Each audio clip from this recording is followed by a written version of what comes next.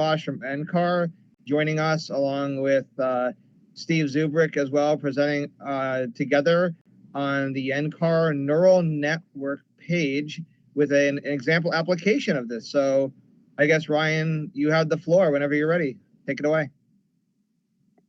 Yeah, great. Thanks for the invitation to present. We'll bring this up here and hopefully won't have any major issues in screen sharing. Let's see.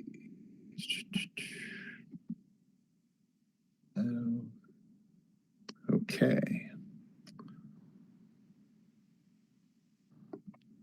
All right, so this is in presentation mode, so you should see these slides. Yeah, so this is... Yep, we can see them. You're good. Great. Yeah, this is work we've been started a couple of years ago, applying machine learning techniques to predict convective hazards by just post-processing convection allowing model forecasts. So myself, I'm a research project scientist at NCAR in the mesoscale and microscale meteorology lab. And my collaborators are both in Boulder, at NOAA Labs in Boulder as well. So we collaborate with GSL quite a bit, and folks in Norman. And so there's some folks on there. And there's different locations. And this is just going to kind of highlight what we've learned so far and a little bit about the system we've developed and how we're slowly adapting it to use operational forecasts such as the HRRR. So just very basic background. What we're trying to do here is extract guidance for convective hazards and the challenges that our models, the 3-kilometer grid spacing convection allowing models such as the HRRR, don't explicitly resolve the things we're trying to forecast. So they're not resolving tornadoes, they're not resolving hailstones, winds, convective winds, they're partially resolving some of those airflows within thunderstorms.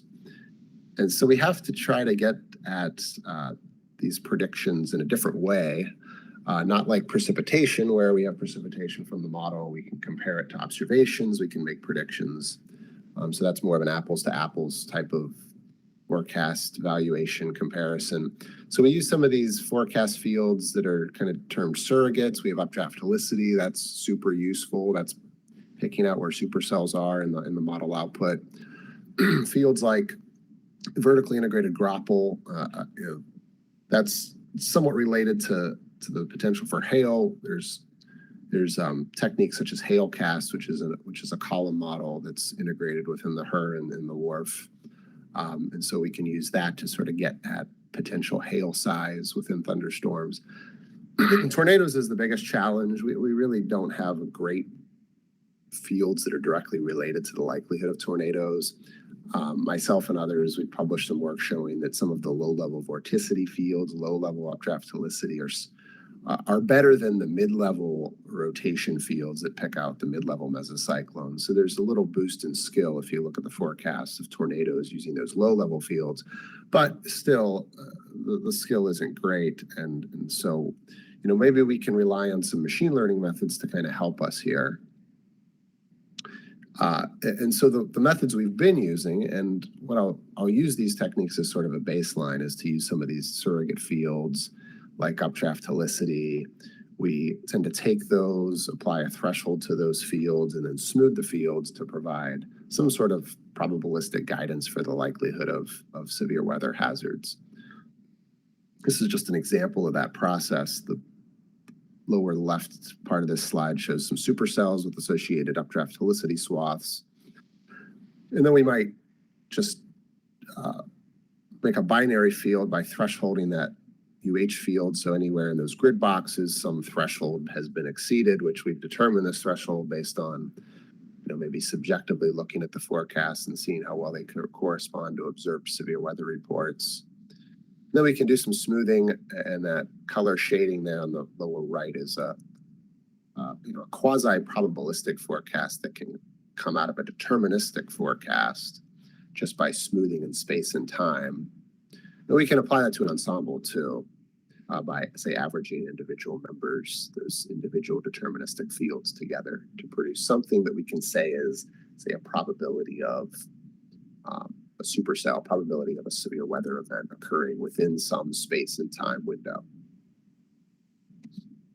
So if we do that, part of my research is looking at verifying these types of forecasts over large data sets over long time periods.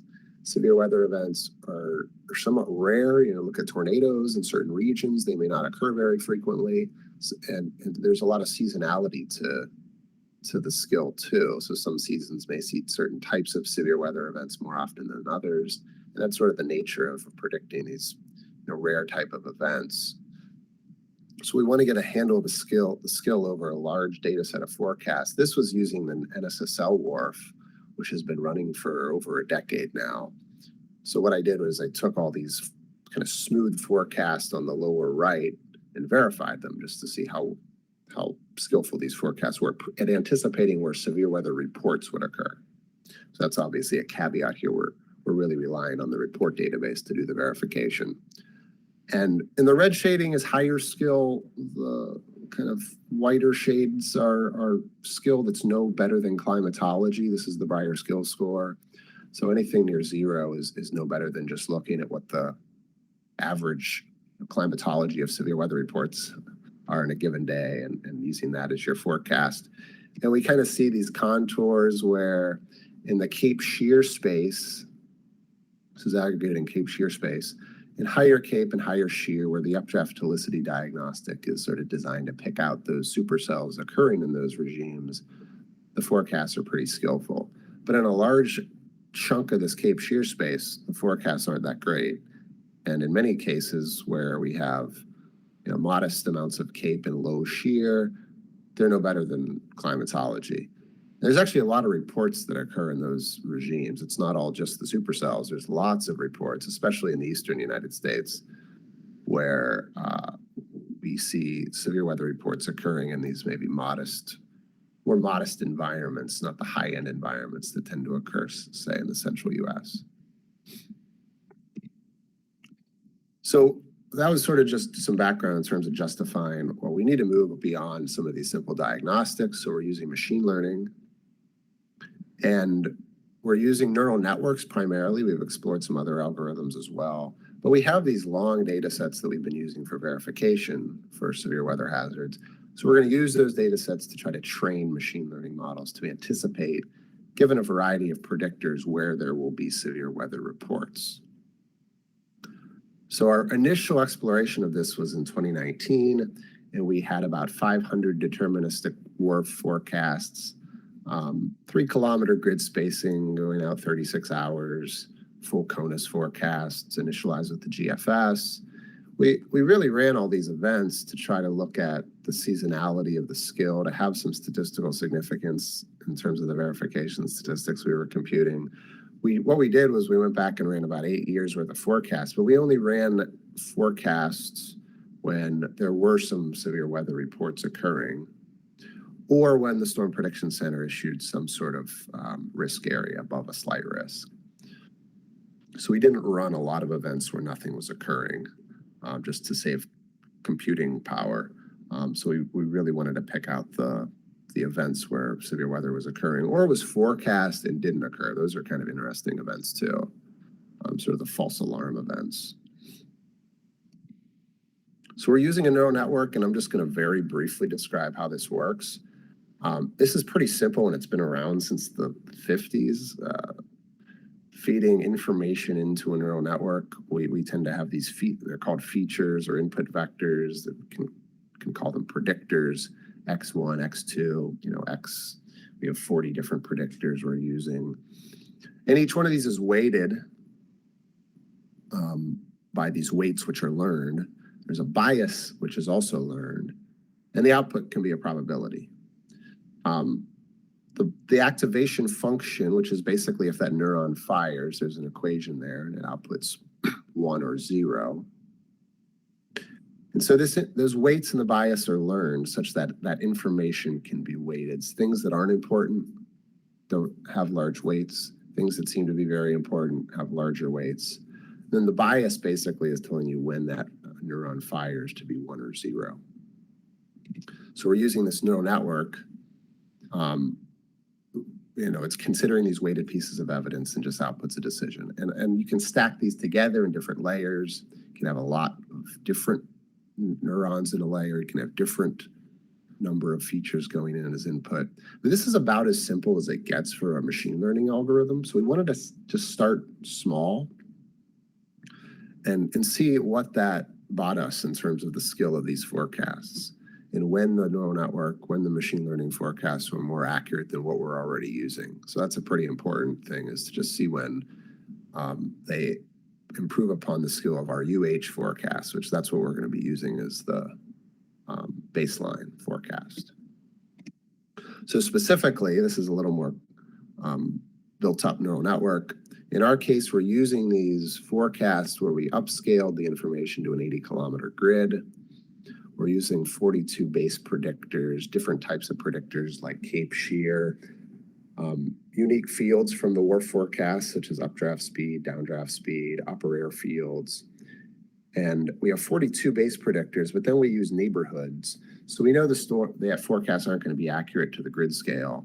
So we want to give information on the surrounding grid boxes. So if we want to make a prediction for a grid box, we can then use information from surrounding grid boxes to tell us there's some information about if there will be a storm at the central grid box. So we upscale these things, produce neighborhood predictors, and what gets output at the end is just 6 different probabilities for the 6 different report types. There is a choice in terms of space and time of the probability, what the probability is valid within space and time. We're generally focused on the 40-kilometer probability, since that's how the Storm Prediction Center defines their products. But typically their products are valid within a 24-hour period, and we wanted something a little more granular in time. And so our probabilities that we've been making are valid within 2 hours of a forecast output time. And so I'll refer to these as neural network probability forecasts, and this is sort of choosing that because we refer to the forecast as surrogate severe probability forecasts. So we have the SSPF and the NNPF, and those are the 2 forecasts we've been producing and comparing. And these are the different predictors that go in. Static predictors are certainly important. Latitude and longitude end up being very important predictors, partly because it's integrating information about potentially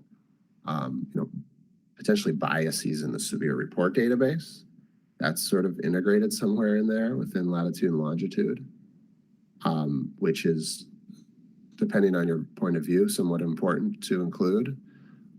There's obviously lots of fields from the hourly max fields that provide information about the storm intensity, updraft helicity, updraft speed, downdraft speed, environmental fields, upper air fields. So you can think of these things as just combinations of factors that go in and then get weighted in the neural network. In some cases, maybe Cape and shear are weighted more than the explicit fields. In other cases, the vice versa might be true. And what we've generally seen, and there are different times when different categories of predictors are important. So for example, during the first few forecast hours of the HRRR, the explicit predictors aren't very valuable because they tend to be spinning up, especially in older versions of the HRRR that don't do a hot start. And so in our training, in our initial tests with this, we saw the neural networks really relied on the environmental fields for the first few forecast hours. And then as the later forecast hours occurred, then the more explicit high-res fields were relied upon more. So there's interesting things like that the machine learning techniques can learn that what we've been using before, that we can't. We're using a fixed threshold in a lot of cases, and we've also seen that the threshold really varies as a function of Cape shear. And so in low Cape, high shear regimes, you're just not going to get the values of updraft helicity. And so when we're using fixed thresholds, that produces really bad forecasts in those environments. And the machine learning can learn that, given enough training data and given enough examples of different types of forecast scenarios that have those characteristics, then it can learn that the updraft helicity fields, that the threshold will vary as a function of, sort of the optimal threshold will vary as a function of Cape and shear. So I'll just scan through. These are some older examples from the kind of the initial iteration of the system when we were just looking at some individual forecast scenarios and making sure things looked right. This was the November or April 27th tornado outbreak in the Southeast from 2011. These are tornado probabilities. Obviously, this was an extreme high-end day. So, this is sort of just what the fields will look like. We have this 40-kilometer grid. This was actually, I'm showing forecasts that where the probabilities are valid within 120 kilometers. And sometimes that's useful for the more rare events, like tornadoes. So we have provided that option on our webpage, and we're producing those types of probabilities through the neural networks, because sometimes it is useful to see those kind of probabilities valid over larger spatial areas. And this is an example of that here. And we can extract out information in different ways. This is for just one grid box now, showing the different probability values in time and through the forecast, through the 36-hour forecast for the different hazards. And so you can see the tornado probabilities are the largest among the three, especially in the afternoon. So this was promising when we started to put this system together, that it was able to distinguish between hazards, because UH doesn't do a very good job at that. And that's one of the kind of the goals of using the machine learning techniques, to distinguish between the various convective hazards. And this was the DC derecho from 2012. Same type of field, but now we're looking at the severe wind gust probabilities. And I'll just cut to these individual grid box probabilities. And this was a case where the system, ingested all the fields from the WRF forecast we produced, and through the training process was able to say, well, there's not really a chance of a tornado with this type of system. So the tornado probabilities were very low for this event, which is great, because we know it was a derecho, and we know it's predominantly a wind threat, high-end wind threat. And so that's just something it's learned on its own. And so it's really interesting to start to tease apart, what the systems have learned. And this is something that's sort of an ongoing process, but what the machine learning algorithms have learned. Is it just stuff we already know? Is there something new there? I think that's the biggest challenge for us as researchers, is to try to dig in and understand some of that. So we had a paper that sort of documented all this last year. It came out and talked about the more objective verification. We do obviously looking at individual cases, and that's super helpful. But we've done objective verification as well. This is an example where the UH-based forecast just really struggled to produce any sort of probabilities with this cool season wind event, because the UH field is actually displaced to the north. The strongest UH values were in Illinois and Missouri, and the kind of the biggest cluster of reports, which are the open circles there on that figure, were actually south of that. And the neural networks were able to do a good job at sort of distinguishing between those areas. And also, I'll just pick out one thing here, is the machine learning algorithms do produce more flow-dependent probabilities. When we produce these forecasts that are smooth, we're not really concerned about how it's being smooth. We just smooth it, in space kind of equally. We could be smoothing across surface boundaries, over dry lines or cold fronts into areas where, it's really not likely that there's going to be severe weather. But the machine learning techniques can kind of pick those features out and kind of produce probability fields that are sort of what I call more flow dependent. And that's really helpful, and that certainly helps the verification scores a bit.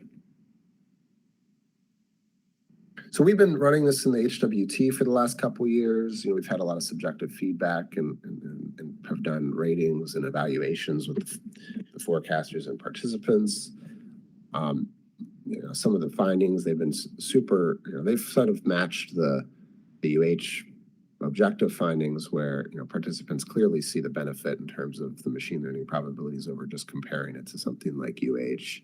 We've compared it to a couple different machine learning algorithms, the neural network and the random forest, see if there were differences. And while there were differences, the differences were relatively modest. And a lot of those differences we can sort of remove by different types of training choices, different tunings in the system. So I don't think there's a huge difference in terms of the algorithm we're using. If we switch to a random forest, we wouldn't get a huge boost in skill. So we've stuck with the neural networks for the time being. And the emphasis in the last year has been to transition to using the HRRR. So I'll briefly talk about that, and then I'll hand it over, and we can talk about some more cases. And the challenge is when we're using real-time operational data sets is to get a data set that is fixed in time for a long period. For the initial work, we had the luxury of just producing forecasts on our supercomputer, so we could run 1,000 forecasts if we wanted to for training. Here we're sort of constrained, and at the end of 2020, we had a version change in the HRRR, and there were different aspects that changed that led to differences in fields like updraft speed and updraft helicity. And we quickly learned that we really need, for at least this change from V3 to V4 of the HRRR, we really need something that is very similar to what was made operational. So that's when we reached out to the GSL folks, and they provided us with a year of training data set from their HRRX archive, which was about a year of forecast prior to V4 being operationalized. But it was the same configuration as V4. So we used that for training. This is an example from earlier this year showing a tornado event in the Texas Panhandle. And if we trained with the old version of the HRRR, the probabilities were off the charts, and certainly weren't probabilities that you would expect to see, say, the Storm Prediction Center issuing for tornadoes. And then when we trained with the HRRX, we saw the probabilities reduced dramatically into the range where 2 to 5 to 10% for this case. And this was actually a really good forecast by SPC and the automated guidance here for tornadoes in the Texas Panhandle. So this is a challenge going forward as the models keep changing, as we go from HRRR to UFS to the RRFS. How do we kind of keep up with the model changes and adapt the machine learning accordingly? Or can we learn things that can be kind of carried along between model versions so it's not as sensitive? So we've been doing some verification. This is similar to what I showed earlier. The HRRR forecasts that we've been producing. I won't dwell on this too long, but we see it. They're much better than the smooth UH forecasts. The UH forecasts frequently miss events in the kind of low CAPE regimes where updraft speeds are weaker, and that leads to lower some of our verification metrics. And we've been collaborating with Steve a bit to talk about, or to kind of figure out what biases may exist for different types of cases, where we're looking at these things on a daily basis, and that's a great way to pick out some of those biases when you look at the forecast and use them daily. One thing which I believe he'll talk about is some of the differences between different initialization times. We've been training only with the 0Z HRRR, but we want to eventually apply this to every initialization time. And so we're trying to learn how best to do that, and we've discovered a few interesting kind of features of the system when we apply this to different initialization times. So my last slide here, we built this visualization interface as well, so we can look and view the probabilities on the web. We are disseminating some grids, GRIB fields to SPC through the HWT process, but those are continuing. So we do have the capability to provide those to be viewed through AWIPS, but we have this visualization interface which we've spent a lot of time developing, and the nice thing about it is it's interactive, so we can sort of provide different layers, different verification options there. This is an event from a few weeks ago in the Northeast, and we can do post-mortem analysis of forecasts by showing where severe weather reports occurred. Those are the shaded circles, and the underlying forecast probabilities, as well as the warnings that were issued. It can overlay SPC outlooks to kind of, see how they compared the two different sources. And then just looking at the different initialization times, the different hazards, it's really easy to toggle these things on and off, kind of zoom into regions, and then produce some somewhat more unique kind of guidance products where we have different timing products that shows sort of the maximum time, basically the time of the maximum probability for each hazard.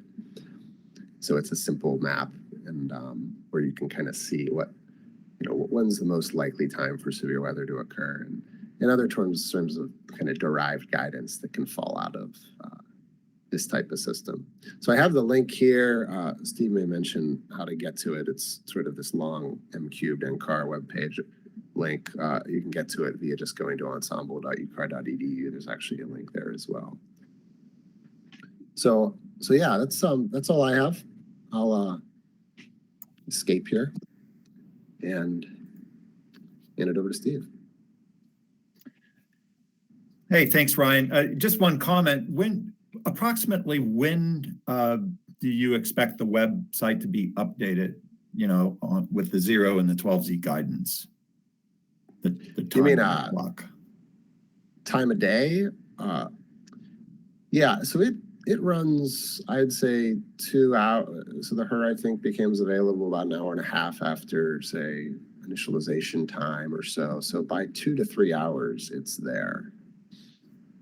Okay. Yeah. So we're running it, with the 0Z forecast, and I think it's there at like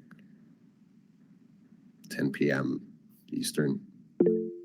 So it's it's a few hours after. We how it's set up, we have to wait for the entire forecast to finish, and it only takes an hour and a half, but there's a little bit of a lag there.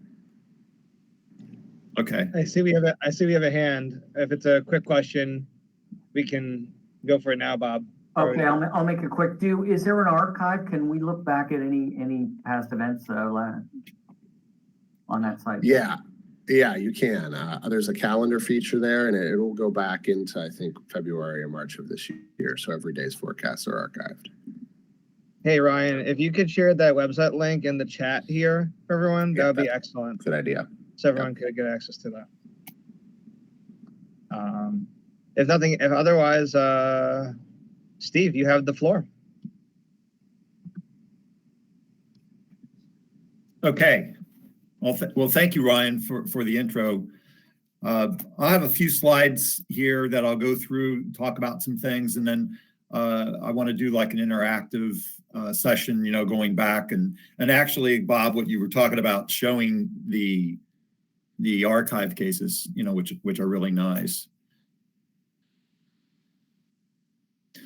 So I kind of came to know about this project back in the 2020 SPC NSSL spring forecasting experiment, hazardous weather testbed back in mid-May of 2020. And my initial impression was pretty favorable, on this guidance. And at the time, it was, I think, just based off the 0Z HRRR models. And so I shared those impressions with my staff, and a couple of people from the staff started looking at it. And I continued, watching this guidance through the warm season of 2020. And then I continued that, through this year as well. One of the things that struck me initially in that first summer, 2020, was on June 3rd, when they had the derecho that went through the parts of the Mid-Atlantic. And it actually picked up on like 65 knots of winds, and I'll show you that. The other thing, more recently, I was impressed with the tornadoes associated with the remnants of Tropical Storm Ida.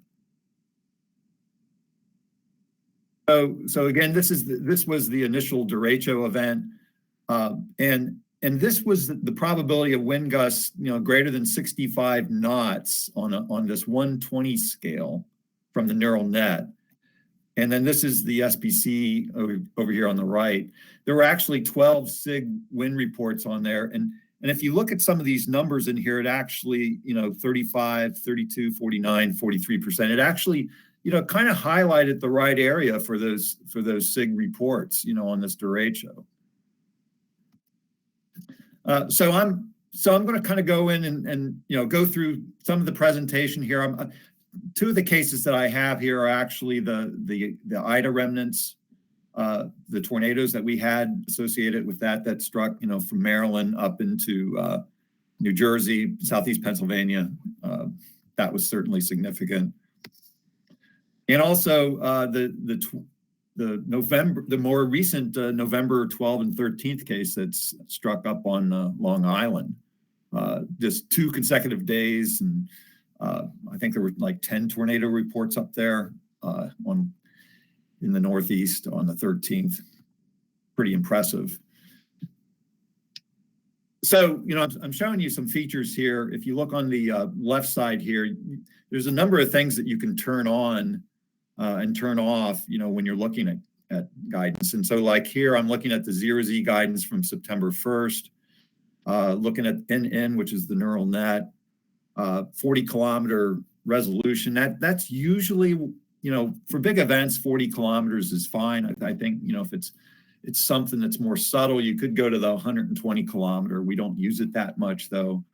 And I clicked on tornado, and it's a little hard to read some of these numbers in here because I've got everything on here. But there's some, basically when you start seeing single digit numbers appearing for tornado probabilities, and it starts with 2%, that's really a kind of an alarm to me that it's picking up on a tornado threat. So it's kind of like, it's really nice. Most of the values that you'll see here shortly, for other parameters like wind and hail, the minimum number probability wise is 5%. But for tornado, Ryan, I believe you went down to 2% on that, which was nice. You can also overlay the outlooks. So these are going to be like your standard, 60 outlook, and then the outlook that comes at, I think at, at midday. For things, and you can do the day 1 and the day 2 outlook. This is using only the 0 and the 12Z HRRR, but those go out 48 hours, which is kind of nice. So November 12th on round 1, the circles you don't get in before the event, those are based on LSRs after the event. So I actually captured these after the event, but there were some spins on this day up in Long Island. There was one tornado just north of Waterbury that was reported. Remember again, this is mid-November in the Northeast. This is not Climo, and yet you've got some pretty high numbers showing up here. Into the mid to upper 30s even. You will note that there's a couple of gaps. Like here. Just off of Rhode Island, you don't see a number there. And I think, Ryan, you have a land sea mask that you use. And I know that I went through a process where we tried to, nibble those out and actually add more values. Did you want to comment on that, Ryan, about the land sea mask? Yeah, so we don't produce the forecasts over water points. Some of those points that you requested that we add back in were kind of due to the kind of coarse resolution of the data, the land sea data set, the coast data set we're using. Those were cut out. We're only training over obviously land points because we only have reports in those situations. Right. So anyway, we were able, like you noticed that there's not a point like right over here at Long Island, which is, somewhat unfortunate, but I guess it, it turned out that it's a land sea mask. I don't know if you would consider adding that as a land point in the future, Ryan, but whatever. Yeah. So the one thing that you can plot on here, which I didn't plot on the 12th, is you can actually plot the NWS warnings.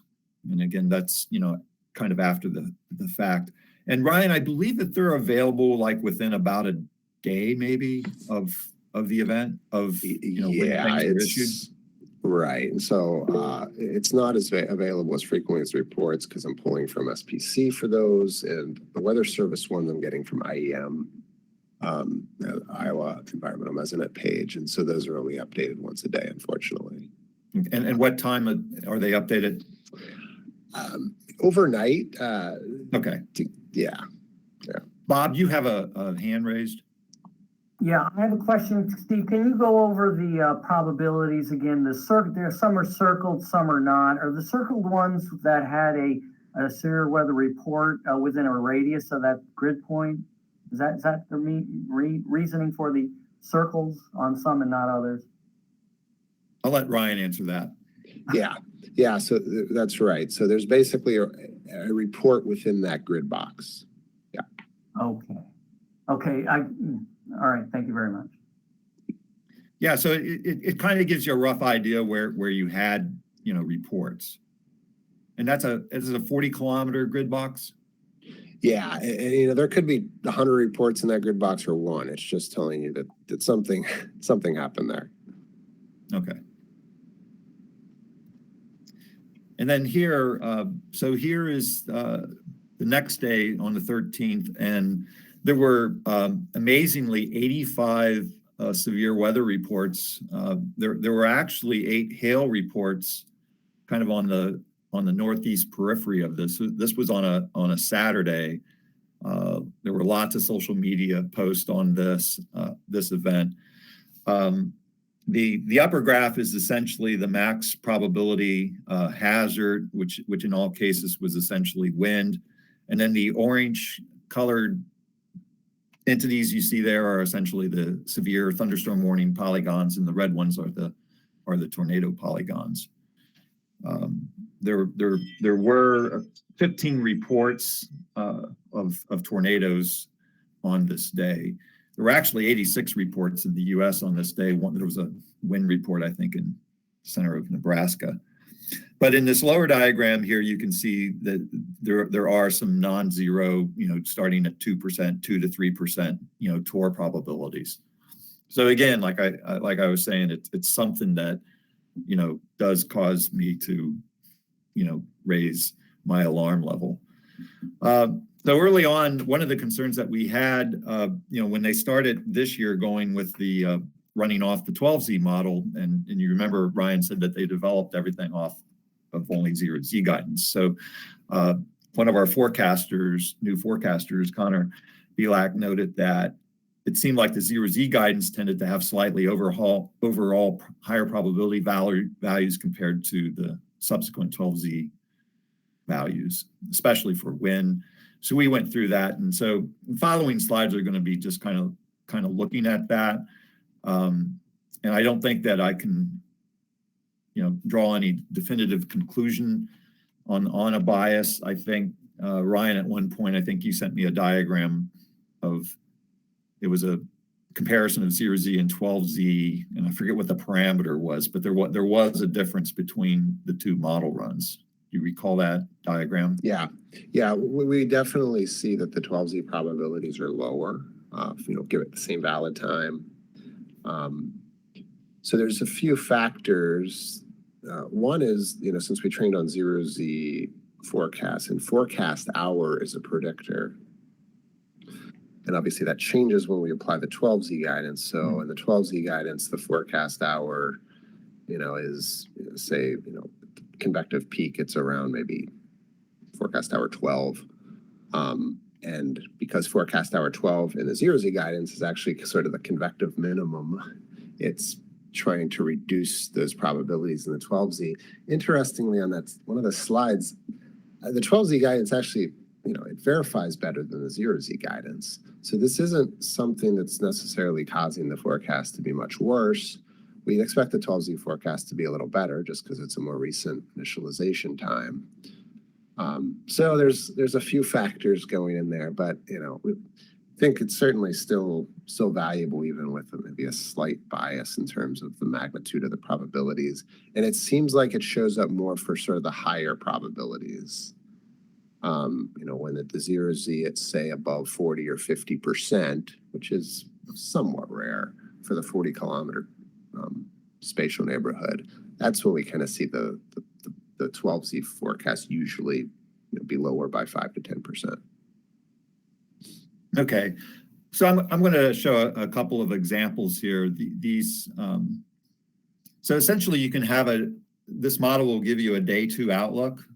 So the next couple of cases, what I'm going to show is I'm going to show like the 0Z on the left and the 12Z on the right. And so this is going to be the maximum probability of a hazard for essentially day 2. So this would be for, May 3rd. And so this is a case where the 12Z probabilities were actually slightly higher on, the previous day. And then if you look at the day 1, the day of, it's hard to tell. I actually think, this was somewhat of a case where there wasn't, a discernible bias. And then if you look at, what happened on this day, there was certainly, and this is starting at 12Z. So there was certainly reports across, the Virginia area and also down across South Carolina. I don't, but South Carolina is just kind of on the southern edge of this map. But, there certainly was you could see higher reports in there. Across the north, though, it did kind of go down a little bit. And then when you go backwards on day 2, it was, solid, 10 to 20s, essentially, or 10 to 15s across much of Virginia. And then it kind of held that. So looking at another case, here I've got again, the polygons are turned on by clicking NWS warnings. The storm reports, the circled reports are by clicking that. And storm objects, you can click on and off. Those are essentially look like kind of like what a radar might look like, kind of in a grayscale. A little bit of a downplay here between the 12Z and the 0Z guidance overall, in my opinion. And then when you go to day 1, there was actually the 12Z guidance actually had an uptick in values. Certainly, when you look at all of those polygons, there were a lot of reports that occurred. I'm going to talk a little bit about can it discern cluster areas. So if you look at this area where you had reports, a lot of reports in eastern Pennsylvania and really across, much of central Pennsylvania, and also clustered in our area down here. It really, you really can't say, for sure that there's some predominance of reports in that area. It did show the gradient pretty well. It showed that as you went south of DC, there weren't many reports at all. And you can kind of see that, in this diagram here. The 12Z actually, what I find sometimes that the 12Z does, which is kind of nice, is it sharpens up, what, to expect. So it kind of took out some of those single digit numbers that you see toward the North Carolina, Virginia border and kind of removed those. Another event, June 2nd. So the verifying time is going to be June 3rd. There you see, all of the warnings. So this is, I would say that in this case, this is much more of a diffuse type severe weather day that's going to occur. You got lots of numbers that are occurring. If you got the SPC watches that you're seeing highlighting a slight area from Virginia up into Pennsylvania, and that carried through into day 1. But the interesting thing to note here, and I think that this isn't actually the case, but it really did kind of, the number of reports just weren't all that high. So it would be nice to kind of do a correlation of the number of reports, compared to the probabilities to see what you get. Usually when I start seeing probabilities, 20 or greater, I usually will, expect to see something at least, semi-organized in nature. And you had maybe a couple of cells in our area, but everything else was a little diffuse. This was a case in mid-June. Verifying time is going to be June 14th on Flag Day. I think this was the case where the 0Z guidance, was noting kind of an area out here, and then the 12Z guidance, actually showed maybe 2 areas. And this is a case where you actually had 2 clusters of events, one out in Virginia, Pennsylvania, and the other, further east, and probably some long track, cell here across Pennsylvania. But you do tend to see that, clustering there that actually showed up. There were some higher values down here. I think it just, things didn't really fire, further south across the Carolinas. And then another day, this is, when you see something like this with these big numbers, 20s and 30s, mid 30s, maybe, sprinkling a 40 in there, it's going to be a big day, basically. So, it kind of confirms, what's going on. And certainly you see the slight risk area, highlighting that. There were quite a few reports though down, toward, Kentucky and western parts of the Carolinas, down in this area. And those values, could the slight risk have gone further south? Who knows? So just conclusions, and then I'll wrap it up, by going to the website. I think this guidance is useful, it's nice input into our severe assessment. Is there this bias between 0 and 12Z? As Ryan mentioned, there, because it has time of day in there, there's almost a built-in bias, due to that. But generally the 12Z guidance, I think, tends to sharpen on the day of, seems to, sharpened it up.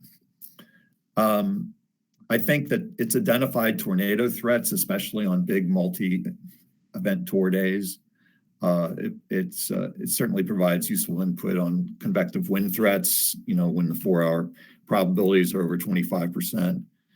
It seems like it can differentiate different threat areas, including minima and timing. I didn't really mention much about timing.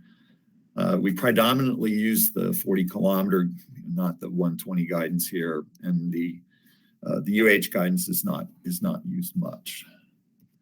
All right, so let me now present something else.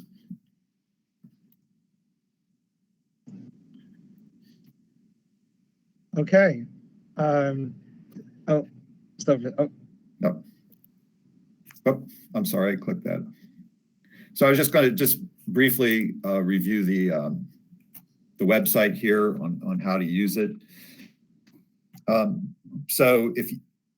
So up in the upper left, you have the date, and you basically click up there, and you get a menu here, and you can select, and you can go back in time. And I believe it goes back all the way to March of 2020. That's the essentially the earliest data. So if we go back to let's say September or November 12th of this year,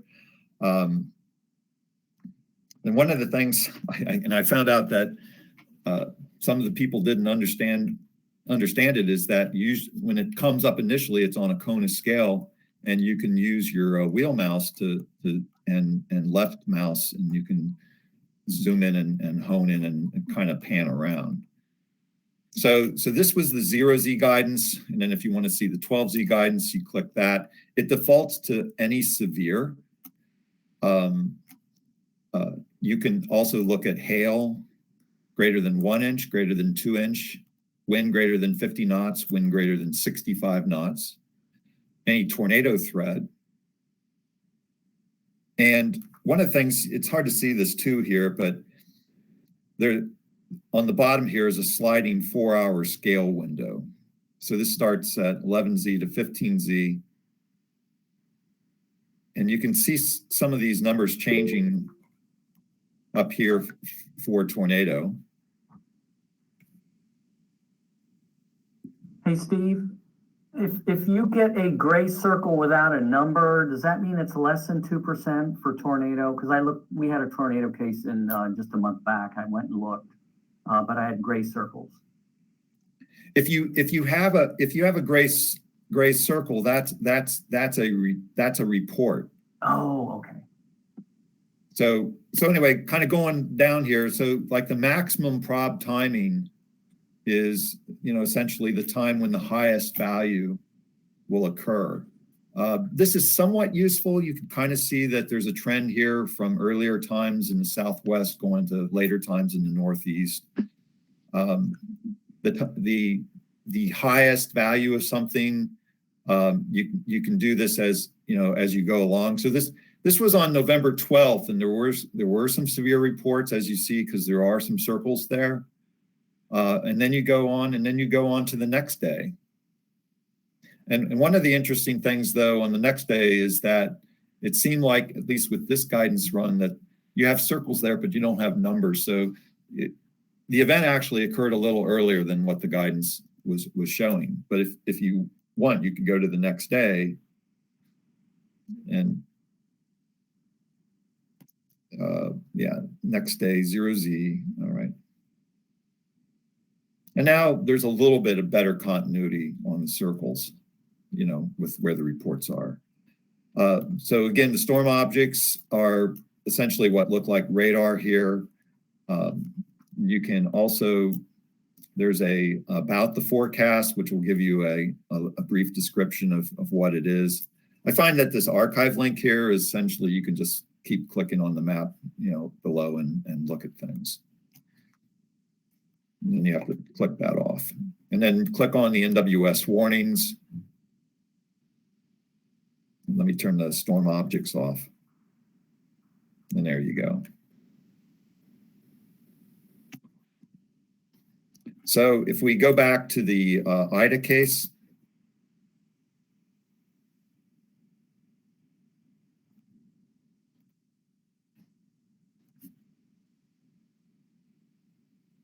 so here's the daylight hours, and you can see how things spread up to the northeast. If I click on the tornado values here, there was a bit of a tornado threat pre-dawn hours in RCWA, but then in the afternoon it really ramped up. So there's a 7% there in central New Jersey. And then if you go to 12Z, I thought was phenomenal. It nearly tripled the value of that. And so these are, for our eastern region, these are probably the highest values that I've ever seen. And then if you look at, where the warnings are,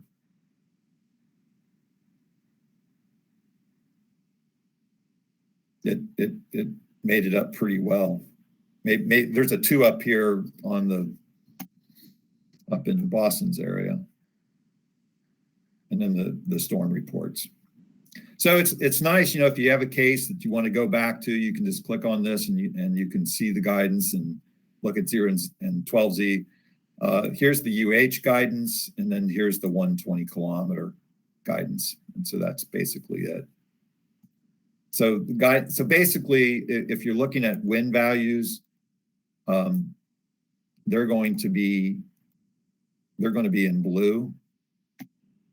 Let me go back to 40 kilometers. If you look at the maximum probability hazard, blue values will be wind, green will be hail, and red will be TOR. Majority of the time when you're looking at this, it's going to be blue.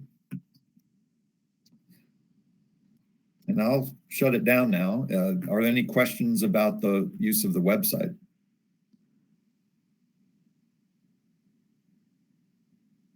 Frank said that he had a tornado value pretty high. What was that? 50.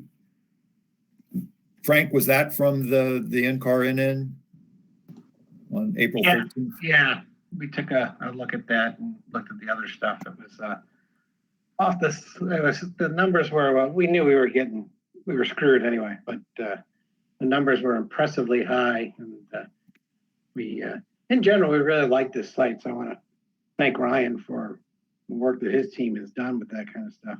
You're in the wrong year. Sorry.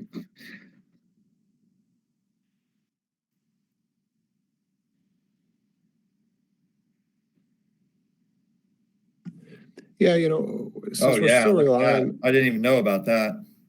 Wow. we're still relying on a deterministic forecast. So sometimes, if you have say a zero run where you have a supercell and it's producing UH values, through the roof, the probabilities are going to be, pretty high associated with that. And, that's one forecast. So we're trying to incorporate more ensemble information into this. One path forward is we can incorporate time lagged HRRR members. We've thought about using the HREF. Eric Loken and Adam Clark at SSL or OU are sort of doing something similar with the HREF, and I don't know if that guidance is available externally, and I'm not sure they're producing those type of forecasts in real time. But having an ensemble is certainly something that we hope to incorporate at some point. We're moving towards whatever the RRFS eventually looks like. And we're going to start training with some of those members just to see if things work similarly to what we're doing now. But that's sort of going down the path for future work. Jeff, you have. Yeah, I was wondering, Ryan, I'll say pseudo-quantitatively, since the 40-kilometer grid box scale is the same scale as the SPC outlooks, how well have you found pseudo-quantitatively these values correspond to the SPC outlook values? For example, in the case that, the April 13th, 2020 case, those tornado values were well within the high, what would be a high-risk outlook. I believe it was a moderate, or it may have been a high upstream. Is that a reasonable way to look at the values? So that, like if you start seeing a double digit on tornado, you're looking at an enhanced to maybe even approaching moderate, especially if you're also seeing high, some good values in the 65 knot wind. Yeah, I think it would be interesting to do that comparison. We do like I showed on the slide, it's sort of an initial sanity check of if the output probabilities sort of match what SPC is producing, because they're fairly well calibrated in terms of probabilities and likelihood for events. So we do want to produce sort of ranges of probabilities that are similar, because we would expect then our forecast to be pretty well calibrated. Where that stops beyond a certain point, we certainly see probabilities above 40, 50% sometimes. And, how that corresponds to moderate or high, I think it maybe breaks down there a bit, because there are other factors that the SPC is considering, like report coverage and sort of the high-end nature of some of those events. Right. But it's really a high likelihood of at least one, and whether it's 1 or 50, it's still, it's like a pop. If you had 100th or you had 10 inches, it's the same one yes. Yeah, that's what that's exactly right. We're training for just, if there's a report, when we have a grid box, there's a report, and then that's the neural networks learn that.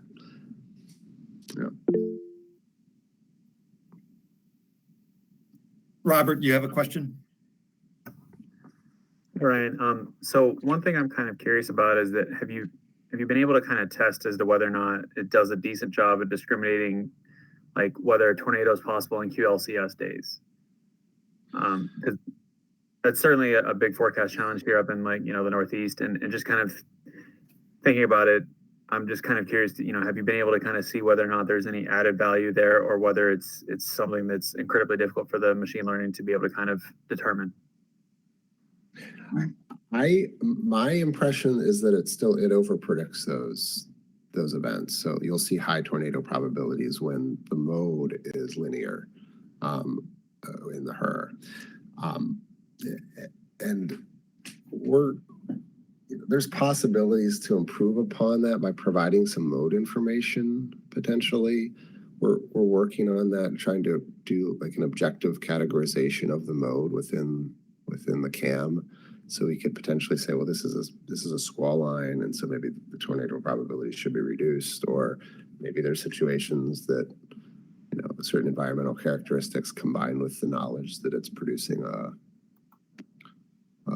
QLCS, then it increases tornado probs. But I would say in general, my impressions have been in those situations, the tornado probabilities tend to be a little too high. Okay, appreciate that. That's valuable information to Yeah. kind of pass back to the staff when we kind of take a look at this. Yep.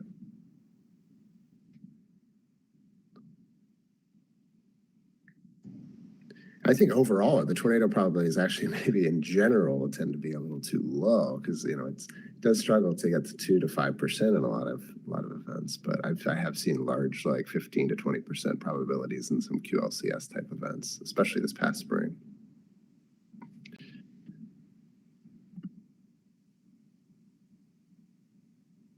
Michael, I see you have your hand raised with a question. Yeah, any possibility about applying this to QPF or winter weather scenarios? It's not on our plate right now. You know, the system I was mentioning with the HRF, they started with precip. And so I think they're sort of working on that part of the problem.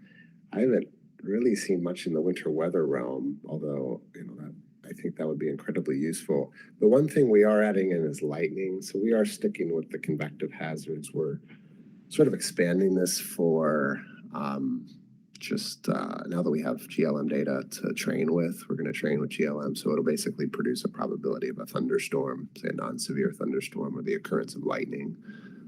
So that may be somewhat valuable to add in. But no winter precip right now.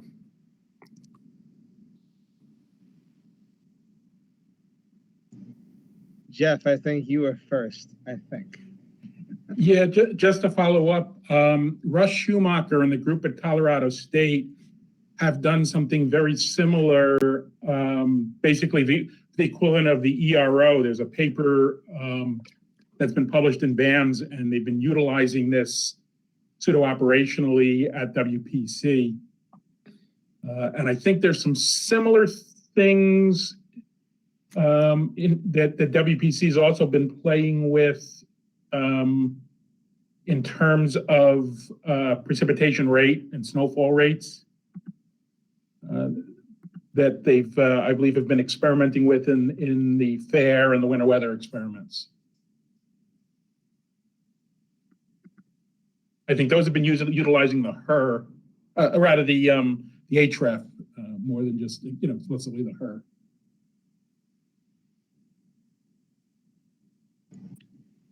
Okay, thank you. And Robert, you had another question? Yeah, so I was just going to kind of add on to Mike Evans' comment about, you know, winter. I could definitely see, you know, you talk about a lot of convective potential of this, like snow squalls. Seems like the perfect opportunity to kind of, you know, highlight the value of both using the snow squall parameter along with, you know, perhaps using a neural network to kind of, you know, go through some of the data set.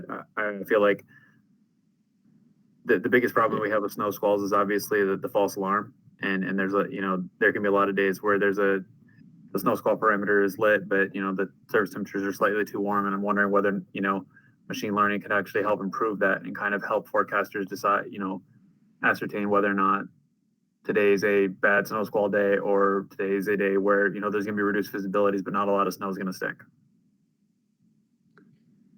Yeah. You know, the big challenge. Yeah, we're always wondering about, you know, where we can get good training data and, you know, observations to use for training. I guess in that case, we could certainly use METARs, but you know, we have explored training with weather service warnings to basically anticipate where warnings would occur. And so that may be a case where we could maybe use, you know, the snow squall warnings that are being issued as sort of, well, ground truth, so to speak. I know that Pete Bonakis and Greg DeVar and Andrew Lecanto have like a full like data set of snow squalls that they kind of took an archive of. So they'd be able to kind of say like, here's a definitive snow squall or something like that. But and those are the three who wrote that snow squall parameter paper. Yeah, the probability of sub-freezing roads product that Heather Reeves and I forget the other gentleman and then SSL have been working on may also be helpful for that. And they've been kind of working that under the MRMS framework. Yeah, I was wondering whether or not like using some sort of AI would be able to combine kind of those, some of those features and provide a little bit higher skill. Hey, Ryan, I had one question. Would it be possible to run it on other HRRR runs like the 6 and 18Z, for example? I know they don't go out the full, or do they? 6 and 18 do go out to 48 hours. And so that's probably our next step. It's, I mean, we could certainly, the same strategy we're using now as we've trained it on the 0Z guidance, and we could just apply it to the 6 and the 18 would be pretty straightforward. So I think we're going to move that direction, especially since we want to start seeing if some of any time lagged products maybe add a little more value as well. All these forecasts overlap the 48-hour forecast. And so can we produce some, just take the probabilities from those individual runs and average them together? And what does that buy us? And how does that improve forecast skill? So probably see that some point, maybe for next spring. Okay, thanks.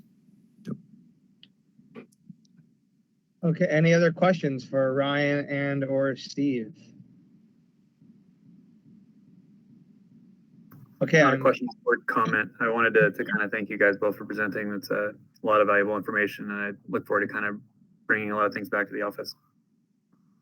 Yeah, feel free to email me directly with any observations, even if it's a specific case, and even if the forecasts are terrible. Those are the busts and the bad forecasts are always the most interesting to me in terms of coming up with ways to improve the system.